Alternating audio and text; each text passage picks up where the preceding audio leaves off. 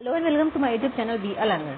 चलिए स्टार्ट करते हैं आज का सेशन। आज हम पढ़ेंगे अब बार ग्राफ, यानी कि बार ग्राफ क्या होता है और इसकी जरूरत कहाँ पड़ती है और इसको कैसे यूज करते हैं, हम ये सब सीखेंगे। तो representing data by pictograph is not only time consuming but at a time difficult too. तो जो हमने अभी तक पिक्टोग्राफ पढ़ा ना, वो ना सिर्फ टाइम कंज्यूमिंग था, किसी पिक्चर बनाने में समय लग जाएगा, है ना, बल्कि बहुत समय लेने वाला भी था, है ना, और बनाना थोड़ा मुश्किल भी था।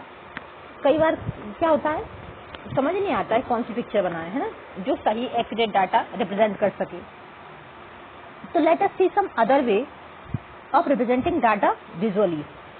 तो एक और तरीका है जिससे हम क्या कर सकते हैं, डेटा को रिप्रेजेंट कर सकते हैं विजुअली, यानी कि देखकर हम बता सकें कि ये क्या रिप्रेजेंट कर रहा है। Bars of uniform width can be drawn horizontally or vertically with equal spacing between them, and then the length of each bar represents a given number. Such method of representing data is called a bar diagram or a bar graph.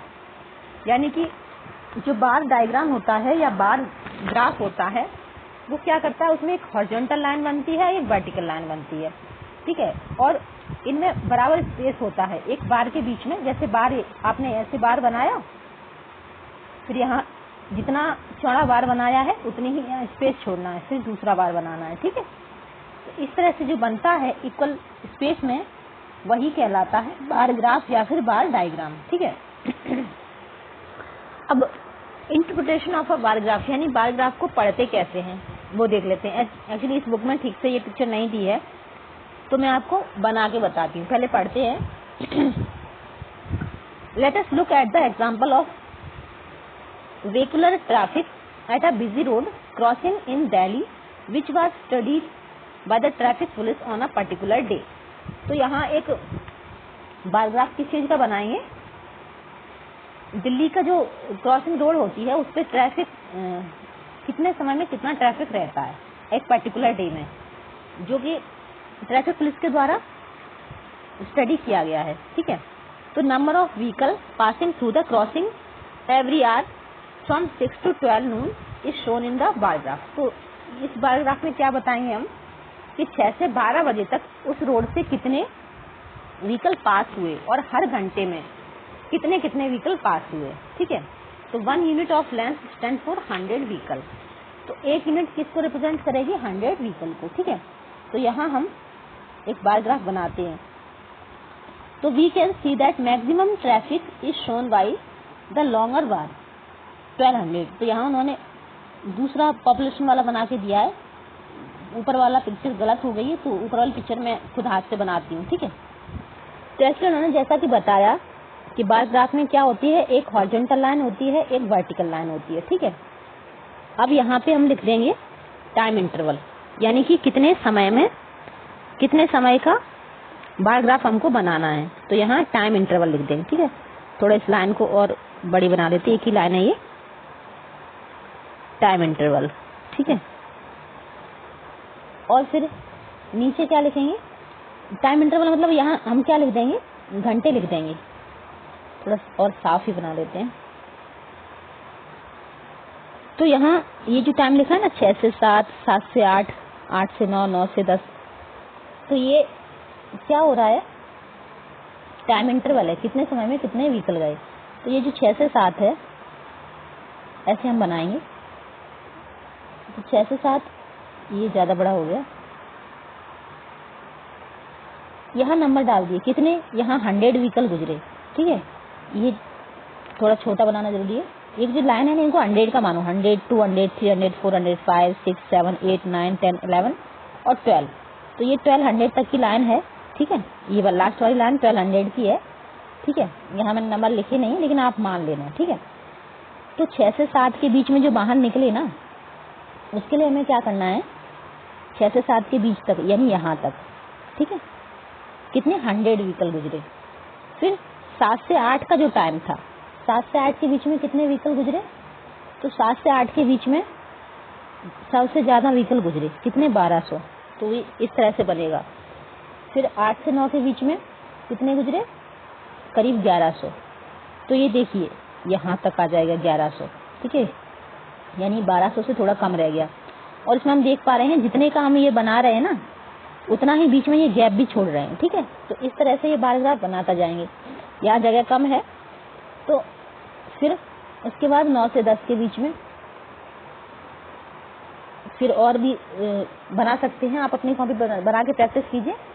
तो इस तरह से हम क्या करते हैं, bar graph बनाते हैं।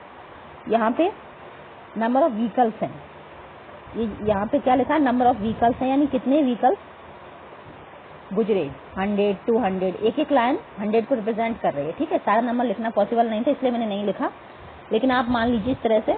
तो सबसे ज्यादा व्हीकल कहाँ, 1200, कितने बजे, 7 से 8, ठीक है, 7 से 8 बजे। यही ये कहना चाह रहे हैं कि we can see that the maximum traffic is shown by the longest bar 1200 vehicles for the time 7 to 8 AM, यानी 7 से 8 के बीच क्या है, ऑफिस टाइम, स्कूल टाइम, सारा टाइम यही होता है ना 7 से 8 के बीच। तो इस समय सबसे ज्यादा व्हीकल्स गुजरे। The second longer bar is for 8 to 9। Similar minimum traffic is shown by the smallest bar 100 vehicle for the time interval 6 to 7 AM, यानी 6 से 7 के बीच में सबसे कम व्हीकल गुजरे, क्योंकि उस टाइम क्या है, बहुत ही कम लोग कहीं जाते होंगे, ना तो ऑफिस टाइम ना स्कूल टाइम, कहीं जाने का समय नहीं होता ना। 6 से 7 में लोग क्या करते हैं, वॉकिंग ज्यादा करते हैं ना, सुबह मॉर्निंग वॉक पे जाते, इसलिए व्हीकल कम गुजरेंगे। The bar just longer than the smaller bar is between 11 and 12 noon। तो ये 11 से 12 के बीच का जो बार था, the total traffic during the 2 peak hours. तो जो टोटल ट्रैफिक था वो अपनी पीक पर कितने बजे था, 2 घंटों में, 8 से 10 के बीच, ठीक है। By the 2 long bar is 1000 + 900, यानी 1900 vehicle. If the number in the data are large then you may need a different scale. तो यदि ये डेटा और बड़ा है तो आप क्या कर सकते हैं, कुछ और भी स्केल यूज कर सकते हैं। स्केल क्या कहते हैं, स्केल किसे कहते हैं, सॉरी, स्केल यही होती है जिससे हम डेटा को करते हैं रिप्रेजेंट। ये क्या है, स्केल ही है, ये वाली स्केल है, ठीक है।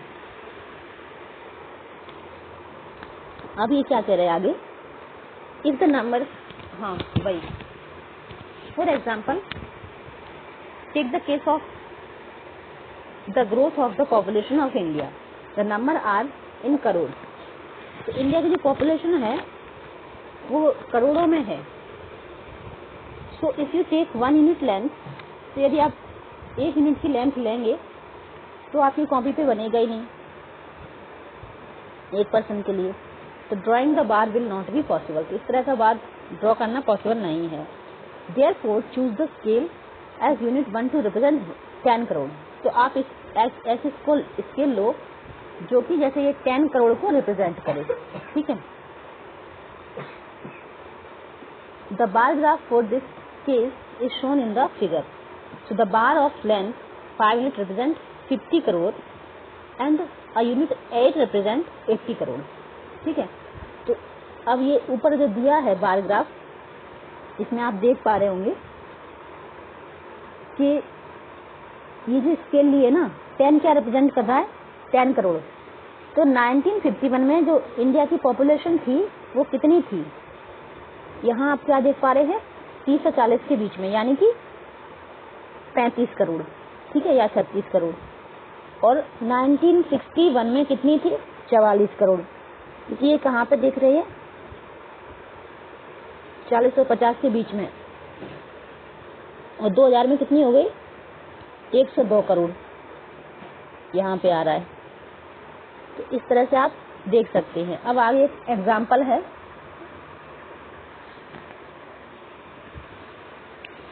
उसको देख लेते हैं। 9 एग्जाम्पल क्या कह रहा है कि read the adjoining bar graph showing the number of students in a particular class of a school. Answer the following question. What is the scale of this graph? So how many new students are added every year? Is the number of students in the year 2003 twice that in the year 2000? अब ये solution क्या कह रहे हैं, the scale is 1 unit length equal 10 student. तो यहाँ जो scale है वो क्या रिप्रेजेंट कर रही है, एक स्केल बता रही है 10 स्टूडेंट के बराबर, ठीक है। और फिर क्या करें, try B and C for yourself. अब बी और सी आपको खुद से ट्राई करना है। तो बी क्या कह रहा है, बी कह रहा है कि how many new student are added every year, यानी कि हर साल, जैसे 2000 में कितने स्टूडेंट थे, 30, ठीक है, 10 स्टूडेंट के बराबर बता रही है ना 1 यूनिट। तो 2001 में कितने हुए, ये यूनिट कहाँ पहुंची, 40 पे पहुंची। इसका मतलब 10 स्टूडेंट और ऐड हो गए। 2002 में 50 पे पहुंच गई, 2003 में 60 पे पहुंच गई, यानी हर साल कितने स्टूडेंट ऐड हो रहे हैं, the scale 1 unit length is equal 10 students. यानी यहाँ पे यदि इसको 10 या 100 तो कितना मानेंगे, 100 स्टूडेंट हर साल क्या हो रहे हैं, ऐड हो रहे हैं, 100 स्टूडेंट, है ना, इसी 10 बढ़ रहे हैं ना। और सी का क्वेश्चन क्या करा था, is the number of student in the year 2003 twice in the year 2000। तो कितने होंगे, 2003 में 2000 की अपेक्षा कितने हो गए, ट्वाइस हो गए, यानी कि डबल हो गए। तो यहाँ 30 थे, यहाँ 60 हो जाएंगे, है ना। तो सही है ये,